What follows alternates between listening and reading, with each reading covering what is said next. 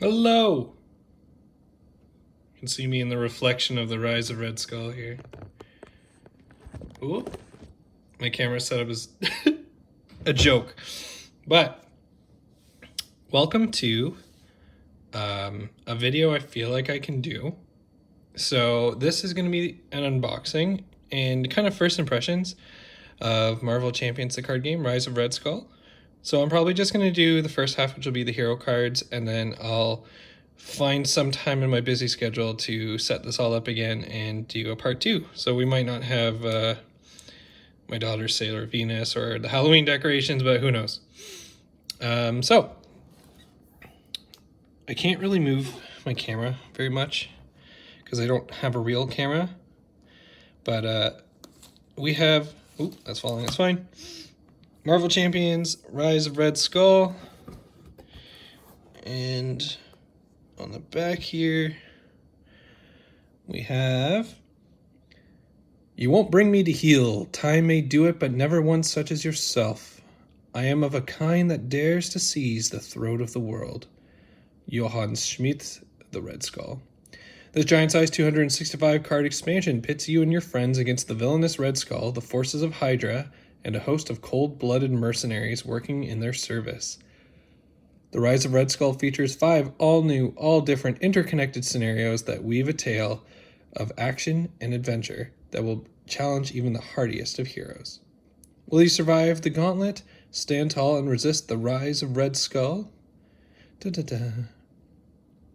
So we have Hawkeye, SpiderWoman, which come with their own pre-built hero decks. Then we have 5 new scenarios. We have Crossbones, Absorbing Man, Taskmaster, Arnim Zola, Redskull. Now, one thing I do notice here, now I do have Fantasy Flight sleeves, but right here where it used to tell you like 6 gray Fantasy Flights, it says 6 gray Game Genic. You can tell I'm a little dyslexic there. Which is quite interesting. Now, these have been discontinued, so this is, I think, all my stash. So it should be just enough to sleeve this. But yeah, and I do understand you don't have to sleeve everything. I'm not a rich man, but I do enjoy a fully sleeved collection. But yeah, so let's go ahead. And I've never done an unboxing. I've always wanted to, but I don't have a camera. So I'm using my iPhone, and it's stuck inside, like, maybe I'll take a picture. And it's stuck inside, like, my Nintendo Switch game case, and it's super precariously placed. All right, let's open this bad boy up. It's not a very big box, but it is nice. So let's see what we have here. We have our rule book. Rise of Redskull. So the art on here is pretty good. It's the same as the box. And we have stuff in here which we don't want to spoil. Some comic-y stuff. And there we go. Pre-built decks there for Hawkeye and SpiderWoman. But more importantly, we have the campaign log, which is really cool. Don't want to show too much, and I know people could pause if they really want to, but if you're watching this, you've probably watched some others. If not, then, well, welcome. All right, so this is what we, here, I'll try to, let's block these guys. So, my terrible camera setup, we have Hawkeye and SpiderWoman up there. There we go. That's how far away I have to push to get that top. And then we have 3 of the encounter decks at the bottom. So today, we'll just be looking at Hawkeye and SpiderWoman. Now, I can't really see my own screen. I can kind of see it. This is a ridiculous setup, but let's see. Which one should we start with? Let's do SpiderWoman. I feel like everyone starts with Hawkeye. And I don't know if they do that because they think SpiderWoman is... I don't have any nails. They think that SpiderWoman is... She definitely is the more interesting... Oh my gosh. Do I have to go get a knife? Do I need to use my teeth? I hope not. Okay, I think I got it. This is like, now I understand what people who like open card packs. The card packs are easier than this. All right, there we go. SpiderWoman. She has 1 thwart, 1 attack, 1 defense. She's an Avenger and a Spy, which is fantastic. Superhuman Agility. Interrupt. When you play an aspect card, SpiderWoman gets +1 thwart, +1 attack, and +1 defense until the end of the round. Limit once per round for each aspect. So end of the round... End of the round means including the villain phase. So that's pretty good. She has hand size of 5, hit points of 11. And we have Jessica Drew. 3 recovery. Her alter ego, she is a shield and a spy, so she's a spy on both sides, which is great. Double agent, choose 2 aspects instead of 1 during deck building. You must include an equal number of cards from those aspects in your deck. Action, look at the top card of any deck, limit once per round. Hand size 6 and hit points the same. So obviously this is going to be a super fun card to play with. Super fun hero. And it's really, I find that she is fantastic, especially if you have a game group like me. I have a game group of 3 people. So having her, it doesn't pigeonhole me to pick what they aren't using, but it is fun to have all 4 aspects in play with 3 people. The combos are not endless, but they are pretty insane when you think about it. So, for instance, if you choose Justice Protection, you've got all 4 of the defenders if you want to do a thematic kind of deck. If you want to play like Leadership Protection, so you can just keep your allies alive forever. Maybe you only run like 4 or 5 allies, but you just indefinitely keep them alive. Aggression Justice is what she's already packed with. Kind of goes with her colors. Yeah, it's crazy. I mean, what's that one leadership aggression would have enraged. So anyway, we'll not get into it since I'm not going to be editing this because I'm just going to do it off my phone. So there we go. Next up is Captain Marvel. 4-cost ally is the Carol Danvers, obviously. So that means for those who don't know, you can't actually play the Captain Marvel hero, or if you do, this card just becomes a resource. So it has 2 thwart, 2 attack, Avenger, 3 health, response after Captain Marvel uses basic power, so that's one of those. Draw a card. I gotta hand it to you, kid. This is one of the more impressive messes I've ever seen. Yeah, really good. If you do end up playing leadership with her, you could buff her health, buff her attack. Like, can you imagine a 4 health, 3 thwart, 3 attack Captain Marvel here, and every single time they draw you a card and you just keep her alive? It's really good. So Finesse, I believe we have 2 copies of. So we have Hero Resource, it's 2 cost. Exhaust Finesse to generate a wild resource for an aspect card. So it's only for an aspect. You can't use it on the encounter cards, or you can't use it on basic cards, or specifically her Just Hero card, so I couldn't use Finesse on another Finesse. You don't yell Avengers Assemble every time we leave the house. Jessica Drew. All right, Jessica Drew's apartment. Alter Ego action, it's a 1-cost support. Exhaust Jessica Drew's apartment. Search the top 5 cards of your deck for an aspect card and add it to your hand. Shuffle your deck. Really great. Nothing bad about that. Really good card. Apartments are amazing, unless it's a golden city. Venom Blast is a 2-cost event, attack and superpower. Hero action, attack, deal 5 damage to an enemy. This is both a SpiderWoman card and an aggression card. She hit me with her Venom Blast when she thought I was a Skrull. Hurt for a week. A quote from Wolverine. Yeah. Pretty cool. Yeah, so I believe there are 2 of these. Yep. It is an energy cost, or energy resource, which I don't know if it's going to play too much into her kit, but it's a really good card. 2 for 5, and then you can always discount it with Finesse, things like that. It's really good. Okay, let's take a look at her leadership cards. Pheromones. 2-cost event, superpower. Hero action, stun and confuse an enemy. Is leadership and SpiderWoman. Warn me before you use that power again, okay? Peter Parker.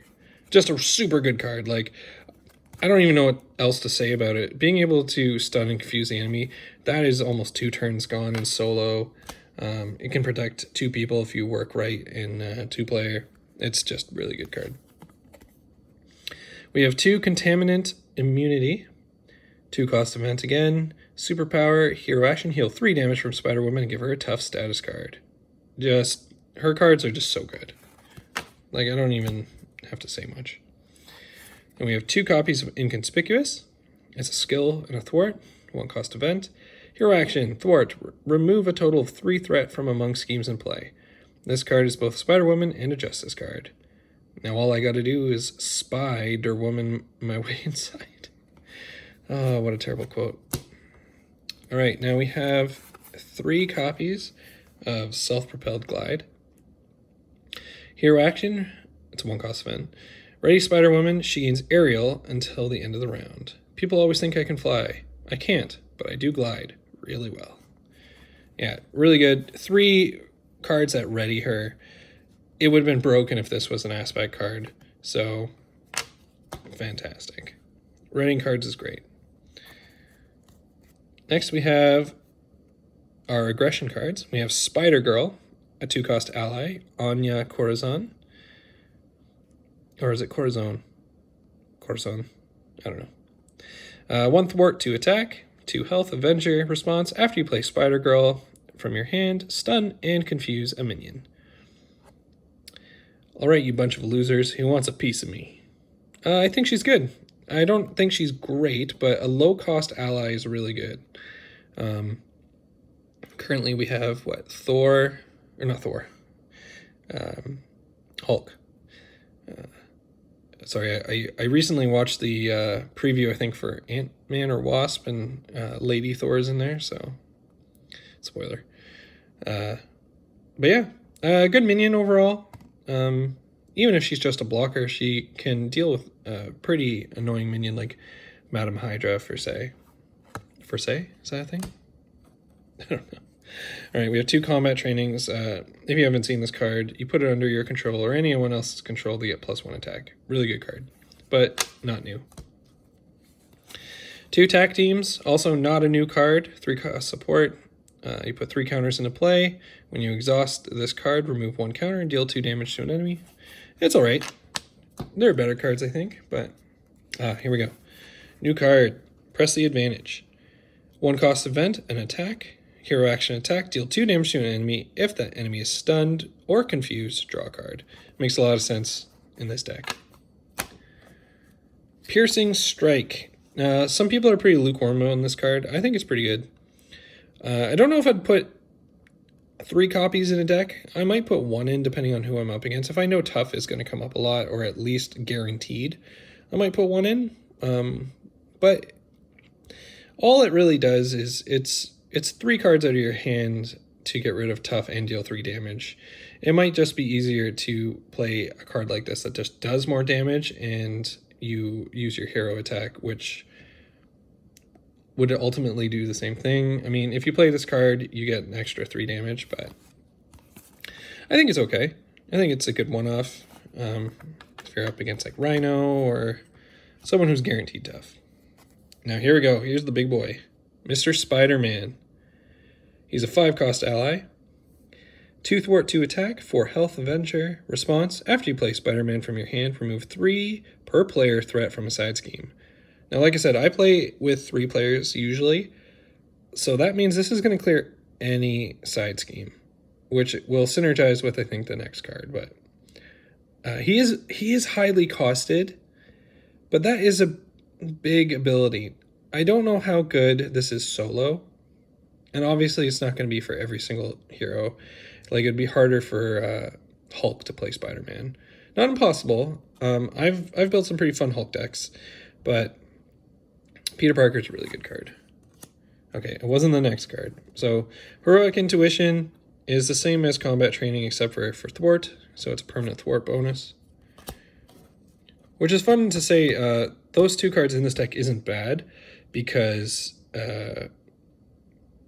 she's going to get a boost to her skills almost every turn anyway, but having a permanent bonus is just insane. So we have 3 copies of Skilled Investigator. Play under any player's control, max 1 per player. Hero response: after a side scheme is defeated, exhaust Skilled Investigator to draw a card. Pretty interesting. Now, one thing I've thought about cards like this, I play 3 players, like I said multiple times. If I wanted to really thin my deck, and I could put my deck at 40 cards, and I put a bunch of cards like this where you can play them on other people, your deck could be thinned down so much, especially a SpiderWoman. And I'm not sure if that's a good strategy. For instance, like you play 3 of these, your deck is now down to 37 cards, right? And you can play these easy peasy. There's 0 cost upgrades, and you just put them on each player. So I don't know. I've always wanted to play a deck that pretty much has the whole deck out, and then you're just using the same kit almost every turn. But I've never tested that. I really want to, and I feel like a card like this is really good. All right, so we have some old cards. Interrogation Room is a reprint. It's 1 cost support, max 1 per player. After you defeat a minion, remove a threat from scheme. Now this would play into that kind of deal, except for you can't play it on other people. So it could be like a one-off in your deck that you just put out and use whenever you can. Now, low cost event here, Clear the Area. Really good card. It's a 1 cost event. Hero action thwart. Remove 2 threat from a scheme. If this removes the last threat on that scheme. Now, it doesn't have to be the side scheme. You can take it off the main scheme. So if it's the last 2, draw a card. I like it. I think it's good. We have our 3 double resources. And our obligation. Uncertain Loyalties. Give to the Jessica Drew player. You may flip to alter ego form to choose exhaust Jessica Drew, remove uncertain loyalties from the game, so that's normal. The discard one is place 3 threat on the main scheme, discard this obligation. That can be killer for a lot of villains, especially in solo, but I think it's pretty neat. So, and as someone else pointed out in another video I've watched, that by choosing to place 3 threat on the main scheme and discarding the obligation, it feels like you're like helping the bad guys, right? So the loyalties are uncertain. Nemesis minion is the Viper. 2 scheme, 2 attack, 5 health. Elite Hydra. While the Viper is engaged with you, your hand size is reduced by 1. It's time for you to come home, Jessica. 3 boost there too. -1 hand size is scary, but the health isn't too bad, and that's a Venom Blast. That's what is the other one? Is it Uppercut? No, Uppercut does 3, right? There's one that does 5, I think, but could be Uppercut. Anyway, let's move on. Viper's Ambition. Side scheme. The Viper has given everything to Hydra in return for the promise of power. When revealed, place an additional 1 per player threat here. That's not bad. That's easy. All right, we have 2 Hydra regulars. So we have 1 scheme, 2 attack, 2 health. That's easy. Incite 1. When this card is revealed, place 1 threat on the main scheme. It could be bad. That's a good ability because sometimes minions come out and they never attack or scheme. So putting 1 off, knowing a card like this is in your deck, you got to play it a little differently. When you consider what kind of person would join a terrorist organization bent on world domination, it's easy to see why Hydra's troops don't impress. Jessica Drew. And last but not least, Hail Hydra. When revealed, each Hydra minion engaged with a hero attacks that hero. Each player who is not attacked this way searches the encounter deck and discard pile for a Hydra minion and puts it in play, engage with them. Shuffle the encounter deck. Well, this would be bad in a hero that has no Hydra minions. So the only Hydra minions would be the ones you just shuffled in. And every time this one would pop up, it could go through the encounter deck like crazy. So this is actually, that 1 card could be the undoing. So that's Jessica Drew SpiderWoman. And I think she's definitely going to be a lot of fun. Definitely a lot of fun. All right. I think we're going to end this episode here. I said I was going to do the heroes in both one video, but I don't want to release a super long video. So next we'll do Hawkeye, and then we'll do the others. So yeah, so that was my thoughts on SpiderWoman, and maybe I'll go ahead and sleeve up Jessica. I keep wanting to say Jessica when I'm looking at the SpiderWoman card, so it's throwing me off. But yeah, I hope you guys enjoy it. I don't know how I'm going to get new content out. I do have a new schedule going forward that if it works, I'm going to be able to have weekends off. So currently my schedule has Monday and Tuesdays off, and I work overnight. So I work from 11 p.m. to 7 a.m., but it's an hour drive, so it's more like 10 p.m. to 8 a.m. And if you don't know, I do have a 2, almost 3-year-old child. So having weekends off where my wife is also off would actually be able to squeeze in time every day to record. So I'm going to try to do these live action things when I can, and then when I get to the computer, I can record some more Marvel Champions. Unless I can somehow get a setup going here at the table, I would love that. But like I said, I'm filming off my iPhone, stuck in a Nintendo Switch case. Like, here, let me... I'm pulling it out. There's the Nintendo Switch case. And my phone was just like in here. Just kind of like sitting like that. Kind of. Yeah, lots of fun. So, yeah. I hope you guys like that. Over there are some games that I want to play with the wife. The top 3 are 2 players, and then Thunderstone is more, but we just finished playing Dominion and played some Lords of Waterdeep. So anyway, there's some Halloween decorations, and then one of the toys we bought for my daughter. So there's Lola. Lola, say hi. I like how this turned into like a house tour, but it's not. Okay. Super excited to play some of this, and I really want to get back to just playing this online. And I'm going to have to do some Season 1 videos because we got Hulk, Spider-Woman, and Hawkeye now. So, yeah, it's going to be good. It's going to be great. All right, guys. We'll see you next time. Peace.